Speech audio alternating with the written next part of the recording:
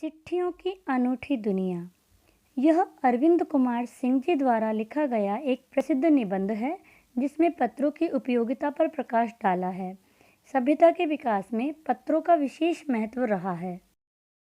पुराने समय में जब संचार साधन भी सीमित थे, तब पत्रों की बड़ी अहमियत थी। लोग डाकियों का बड़ी बेसब्री से इंतजार करते थे। अपनी प्रिय चिट्ठियों को सालों तक सहेज कर रखते थे, ताकि वे अपनी पुरानी यादों को उन पत्रों को देखकर हमेशा ताज़ा बनाए रख सकें। लेखक के अनुसार इस संसार में हर मनुष्य ने कभी न कभी पत्र लेखन या पढ़ने का कार्य किया है। हालांकि मोबाइल आदि आ जाने से पत्र लेखन में कमी अवश्य आई है, क्योंकि उसकी तुलना में मोबाइल आदि पर मैसेज आदि भेजना अधिक सरल एवं सुगम हो गया है।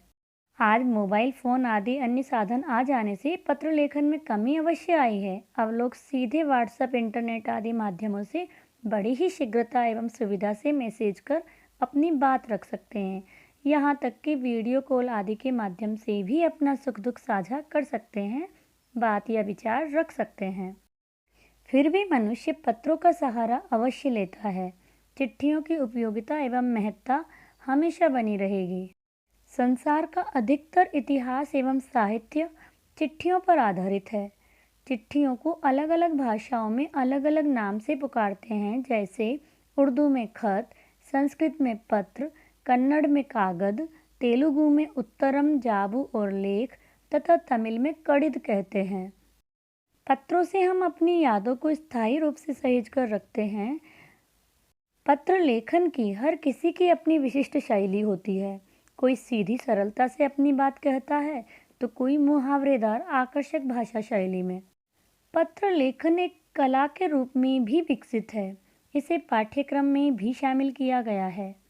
भारत ही नहीं अपितु विश्व डाक संघ ने भी पत्र लेखन के विकास हेतु अनेक प्रयास किए। 16 वर्ष से कम आयु वर्ग के बच्चों के लिए पत्र लेखन प्रतियोगिताएं विश्व डाक संघ ने 1972 से ही प्रारंभ कर दी, जो कि अब तक जारी है। दुनिया भर में करोड़ों पत्र रोज लिखे जाते हैं। लेखक बताते हैं कि भारत में ही रोज 4.5 करोड़ चिट्ठियां डाक में डाली जाती हैं, जो पत्र की महत्ता को ही सिद्ध करते हैं।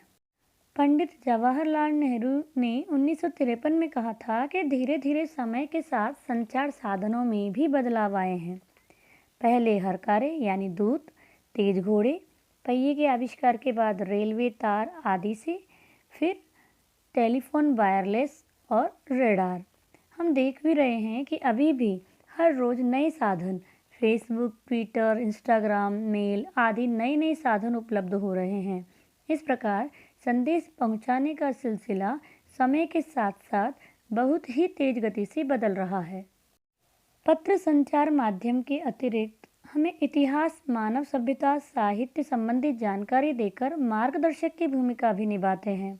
SMS, व्हाट्सएप आदि माध्यमों द्वारा की गई वार्ता को अधिक समय तक सुरक्षित नहीं रखा जा सकता, परंतु पत्रों को स्थायी रूप से सहेज कर रखा जा सकता है और रखते भी हैं। आज भी आप महान हस्तियों के पत्र संग्रहालयों में शोभित होते हुए देख सकते हैं। वहाँ अनूठा संकलन मिल जाता है। महात्मा गांधी और रविंद्रनाथ टैगोर के पत्र व्यवहार को महात्मा और कवि नाम से प्रकाशित किया है। आधुनिक संचार साधनों से चिट्ठियों के विकास में कमी अवश्य आई है, परंतु व्यापारिक डाक बढ़ी है। गांव में भी इंटरनेट एवं शैक्षिक ज्ञान की बहुतायत न होने के कारण आज भी चिट्ठियों का चलन देखा जा सकता है। लेखक के अनुसार ऐसा कोई नहीं मिलेगा जिसने पत्रों को लिखा या लिखाया ना हो, या फिर बेसब्री से इंतजार न किया हो। सीमा पर तैनात हमारे सैनिकों को जिस उत्सुकता से पत्रों की प्रतीक्षा रहती है, उसकी कोई मिसाल नहीं। एक समय था जब लोग पत्रों का महीनों इंतजार करते थे, पर अब वह बात नहीं। परिवहन साधनों के विकास से अब पत्र एक जगह से दूसरी जगह आसानी से पहुंच जाते हैं। पहले संचार का साधन एकमात्र चिट्ठी ही हुआ करती थी। पहले लोग अपने पूर्वजों की चिट्ठियों को संभालकर धरोहर के रूप में रखा करते थे। महान विभूतियों, प्रसिद्ध लेखक, कवि, पत्रकार, व्यापारी, प्रशासक, संत आदि के पत्र हमारे लिए ज्ञान का स्रोत भी रहे हैं। इन पत्रों को पढ़कर हमें उस जमाने की सभ्यता संस्कृति की जानकारी मिल जाती है। यदि आज जैसे संचार साधन होते तो पंडित नेहरू जी अपनी पुत्री इंदिरा गांधी को फ़ोन ही करते, फिर पिता के पत्र पुत्री के नाम नहीं लिखे जाते, जो आज भी देश के करोड़ों लोगों को प्रेरणा देते हैं। भारत में आज़ादी के पहले महासंग्राम के दिनों में जो कुछ पत्रों के माध्यम से लोगों ने लिखा, आगे चलकर वह बहुत महत्व की पुस्तक तक बन गए। उन पत्रों से स्वतंत्रता संग्राम की महत्ता व विशेषता भी हमें ज्ञात होती है।